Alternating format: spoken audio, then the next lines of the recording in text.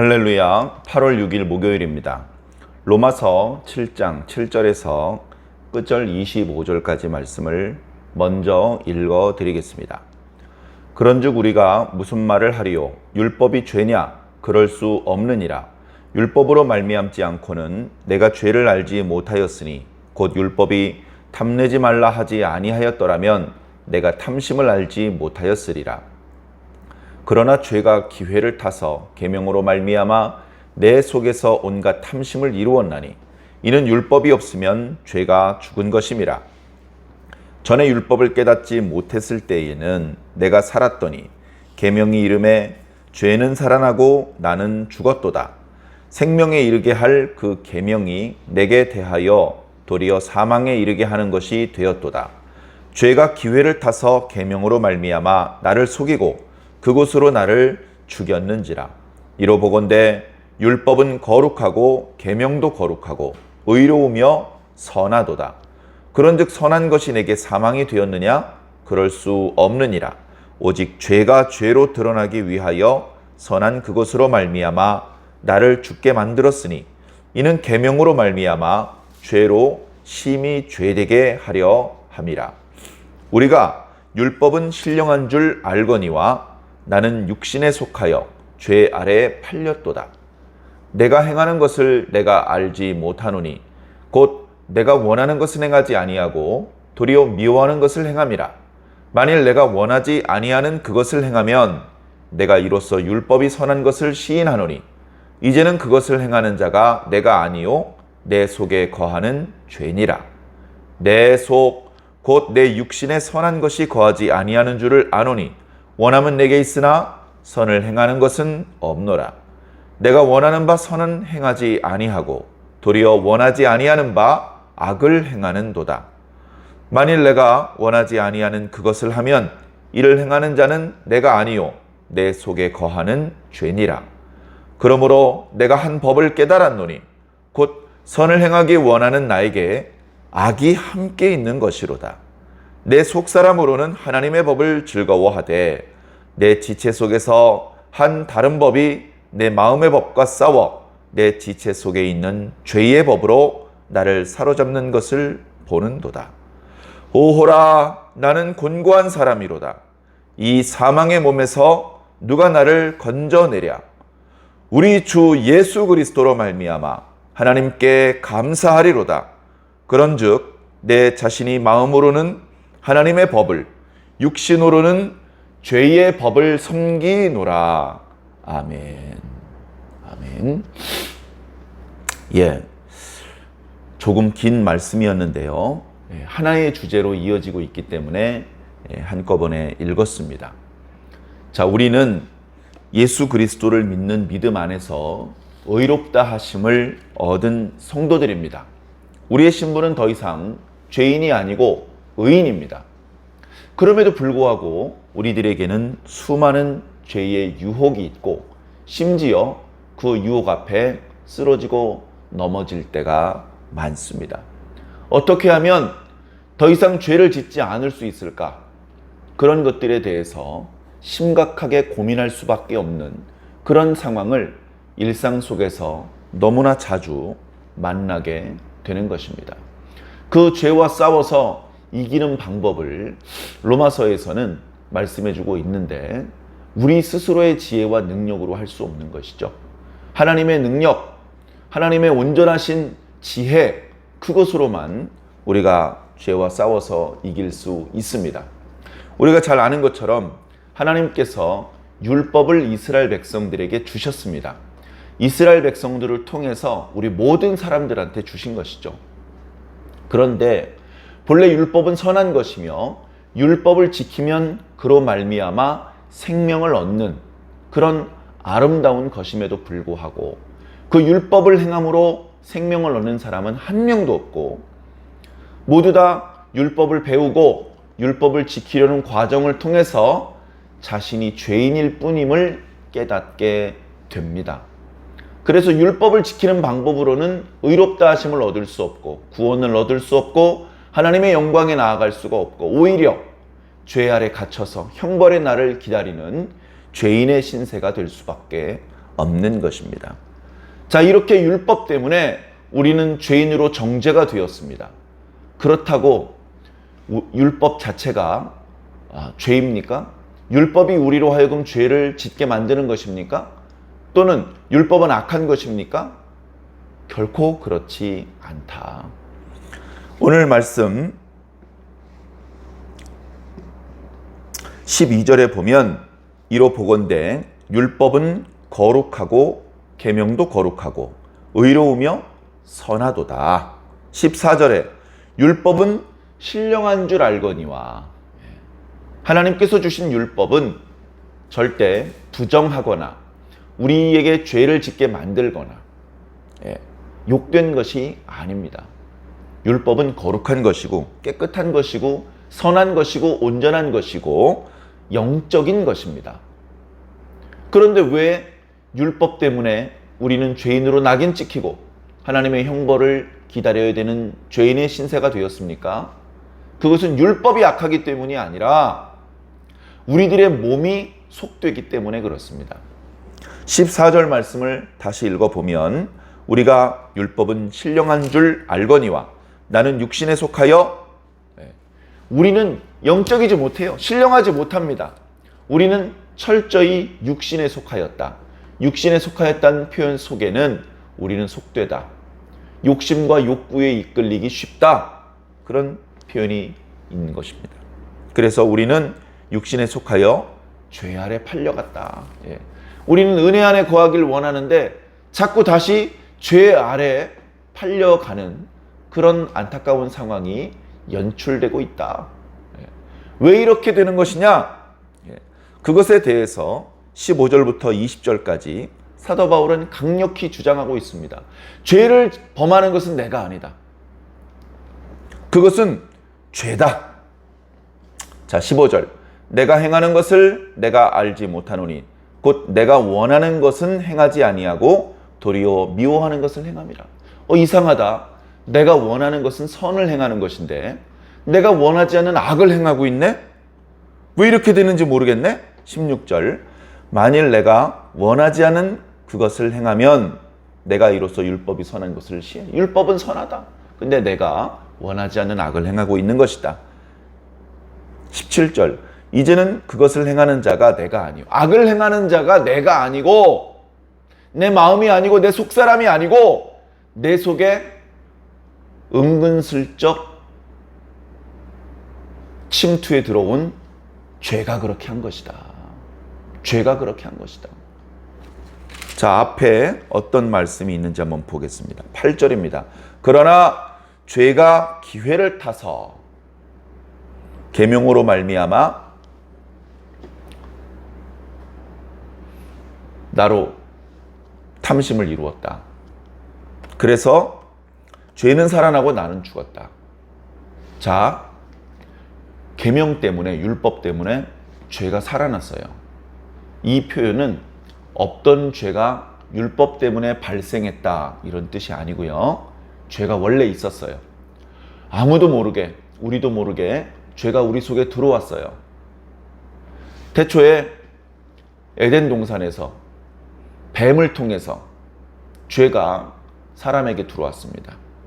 그리고 그 이후에 자범죄를 짓지 아니한 인간도 원죄가 유전되어서 우리는 죄 가운데 태어났고 우리는 학습하지 않아도 죄를 짓는 것을 좋아하는 그런 전적 무능의 상태에서 태어나서 죄인으로 살아가고 있었습니다. 율법을 모를 때에는 그게 죄인지도 몰랐어요. 그래, 원래 없었던 죄가 율법과 함께 생겨난 것이 아니고 원래 있었던 죄가 율법 때문에 이게 죄구나 라고 드러난 것입니다. 그래서 율법은 그 기능이 우리를 살리는 기능도 물론 있지만 인간이 본질적으로 죄인으로 태어나기 때문에 율법을 행함으로 구원을 얻는 것은 얻을 가능성이 없고 거꾸로 율법 때문에 우리가 죄인이라는 것을 깨닫게 되는 기능을 하고 있다는 것입니다. 율법 때문에 죄가 죄로 드러났다. 13절의 말씀이 바로 그 표현이죠. 자, 우리가 원하지 않는 것을 행하는 것은 우리가 원해서 죄를 행하는 것이 아니고, 그리고 그게 아니고 내 속에 들어와 있는, 나도 모르게 내 속에 들어와 있는 그 죄가 내가 원하지 않는 것을 행하는 것이다.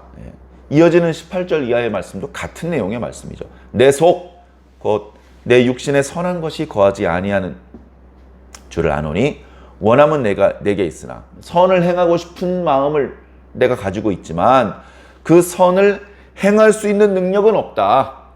그렇게 할 수 있는 의지는 없다. 왜? 전적 무능, 전적 타락의 상태이기 때문에 그렇습니다. 자, 19절. 내가 원하는 바 선은 행하지 아니하고 도리어 원하지 않은 바 악을 행한다. 이게 현실입니다. 이게. 너무나 안타깝죠? 차라리 하나님도 모르고 계명도 모르는 사람 같으면 양심의 가책 없이 그냥 그렇게 살지도 모릅니다. 그러나 하나님을 알기 때문에, 율법을 알기 때문에 율법에서 말씀하고 있는 선을 행하지 못하고 악을 행하는 자기 자신의 모습을 보면서 자괴감에 빠질 수밖에 없는 것이죠. 20절. 만일 내가 원하지 아니하는 그것을 행하면 이 악을 행하는 자는 내가 아니요 내 속에 거하는 죄다. 죄가 내 속에 들어와서 나로 하여금 악행을 저지르게 만든다. 그러나 그 악행의 형벌은 내가 짊어지게 된다. 내가 죄인이고 내가 죄의 형벌을 당하게 된다. 참 안타까운 상황입니다.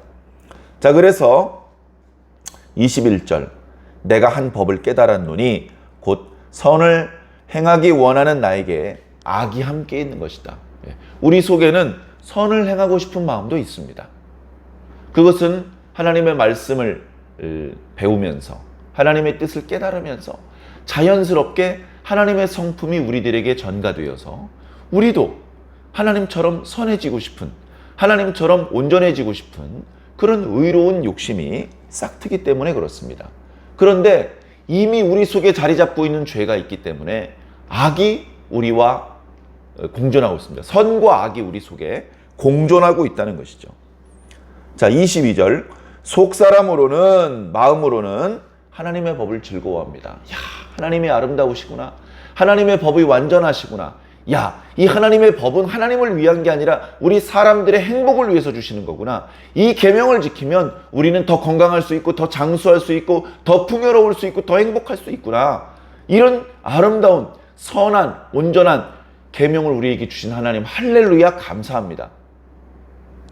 우리들의 마음은 하나님의 법을 즐거워합니다. 그러나 23절. 내 지체 속에서 한 다른 법이 내 마음의 법과 싸워서 내 지체 속에 있는 죄의 법으로 나를 사로잡아가는 것을 보는도다. 우린 우리의 몸을 하나님께 드려서 하나님께 순종하고 하나님의 종으로 살아야 됩니다. 그런데 내 속에 죄가 있는데 죄의 권세가 막강합니다. 내 몸을 죄에게 드려서 죄의 종이 되게 만듭니다. 내가 죄를 짓는 것이 아니라 이게 죄가 죄를 짓는 것인데 결국 그 형벌을 내가 담당해서 죄의 삭은 사망이라 사망의 형벌을 우리가 당하게 되는 것입니다. 마음속에 그런 싸움이 있는 것이죠. 속사람으로는 하나님의 법을 즐거워하지만 내 속에 다른 법, 그것이 나를 죄의 법 아래로 사로잡아 온다. 그래서 나는 죄 아래 팔렸다.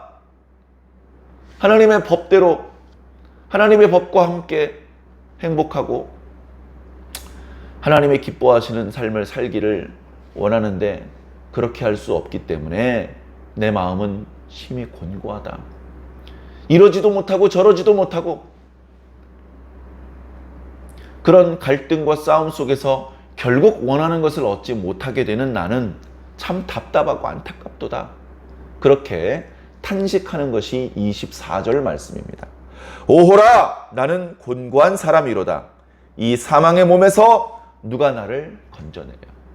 누군가 나를 건져주지 않으시면 나는 이 사망의 몸에 갇혀서 내 속에 공존하고 있는 이 악, 나도 모르게 내 속에 틈타 들어와 있는 죄, 그것 때문에 날마다 내가 원하지 않는 것을 행해야 되고 결국 나는 그 죄의 형벌을 짊어져 사망에 던져져야 된다. 이런 암울한 상황 속에서 누가 나 좀 건져줬으면 좋겠다. 나 스스로는 나올 수 없다. 난 전적으로 타락했고 전적으로 무능하다. 나는 참 곤고한 사람이구나. 율법을 모르고 하나님을 몰랐다면 자신이 이렇게 영적으로 암울하고 답답한 상황인지조차 몰랐을 것입니다만은 율법 안에서 하나님의 뜻대로 살려고 노력할수록 점점점 그것이 어렵고 그것이 불가능하고 결국 율법을 통해서 구원을 얻고 생명을 얻는 것이 아니라 오히려 그 거룩하고 선하신 율법을 통해서 사망에 도달하게 되는 그런 암울한 상황 속에 내가 있구나. 그렇게 탄식하며 도무지 희망이라고는 찾아볼 수 없는 현실을 이렇게 탄식하고 있는 것입니다. 자, 그런데 이렇게 오늘 말씀 7장 7절부터 24절까지 쭉 흘러오는 이야기, 우리는 어쩔 수 없이 죄 아래 팔려갈 수밖에 없고 죄의 삭신 사망을 향하여 갈 수밖에 없는, 내가 원하는 것은 선이지만 원하지 않는 악을 저지르며 살 수밖에 없는 현실, 그것을 인정할 수밖에 없는 상황에 어울리지 않게 25절에 갑자기 찬양이 터져 나옵니다. 감사가 터져 나옵니다. 이게 웬일입니까? 자, 25절, 우리 주 예수 그리스도로 말미암아 하나님께 감사하리로다. 왜 감사하죠? 24절에 누가 나를 이 사망의 몸에서 건져내랴? 하나님께서 예수 그리스도로 말미암아 나를 건져주신다. 예수 그리스도로 말미암아. 예수 그리스도를 믿는 믿음 안에서 우리는 더 이상 이 사망의 몸에 갇혀있지 않고, 우리는 더 이상 이 죄와 사망의 법에 갇혀있지 않고 새로운 하나님의 은총의 법 아래서 용서받고 자유를 누릴 수 있다. 그것과 관련해서는 내일 새벽 8장 앞부분 말씀을 통해서 좀 더 자세히 말씀드리겠습니다. 25절을 다시 읽겠습니다. 우리 주 예수 그리스도로 말미암아 하나님께 감사하리로다. 그런즉 내 자신이 마음으로는 하나님의 법을, 육신으로는 죄의 법을 섬기고 있다. 우리는 두 법을 다 섬길 수 없습니다. 우리는 결국 마음으로, 말로, 행동으로 죄의 법을 섬기는 그런 모습을 나타낼 수밖에 없습니다. 이런 암울한 상황 속에서 우리를 건져주시는 하나님을 찬양하시기 바랍니다. 우리를 구원으로 이끄시는 그 구원의 길을 개척하신 예수 그리스도께 감사하시기 바랍니다. 이렇게 우리는 하나님과 예수님과 성령님께서 베풀어 주시는 은혜, 구원의 역사를 따라서 오늘 이렇게 하나님의 성도가 되었고 하나님의 자녀가 되어서 하나님을 이제는 아버지라고 부르고 하나님과의 화목과 화평을 노래할 수 있게 되었습니다. 이 은혜를 놓치지 마시고 이 구원이 완성되어서 온전한 기쁨과 즐거움을 주님과 함께 누리게 되시기를 예수님 이름으로 간절히 축원합니다. 아멘. 잠깐 기도하겠습니다. 하나님 감사합니다. 우리가 이렇게 암울한 상황 속에 있는지도 모르고 살았습니다. 그러나 하나님의 말씀을 배우면서 우리가 죄인이라는 것을 깨닫고 우리가 전적으로 타락했으며 그 죄의 권세에서 스스로는 빠져나올 수 없는 전적 무능의 상태라는 것을 알게 되었습니다. 그래서 우리는 답답하고, 그래서 우리는 곤고하고, 도무지 이 사망의 몸에서 누군가 나를 건져주기만을 바랄 수밖에 없는 그런 암울하고 답답한 상황 속에 있었습니다. 그러나 예수 그리스도 안에서 하나님께서 우리를 건져주실 것을 믿습니다. 우리 스스로 죄의 굴레에서 나올 수 없지만 죄보다 더 강하신 예수 그리스도를 통해서 하나님께서 우리를 건져주십니다. 더 이상 너는 죄인이 아니고 의인이다. 너는 더 이상 죄 아래 갇혀있지 않고 은혜 아래서 자유를 누릴 수 있다. 그렇게 선언해 주시고 그렇게 우리를 이끌어 주시니 감사합니다. 베풀어 주신 주님의 은혜가 무엇인지 더욱 정확히 깨닫고 정립할 수 있게 하시며 그 말씀 안에서 기뻐하고 감사하고 하나님께 영광을 돌리며 하나님 안에서 온전한 자유를 누릴 수 있도록 주여 축복하여 주시옵소서. 감사하며 살아계신 우리 주 예수님 이름으로 믿고 기도하옵나이다. 아멘.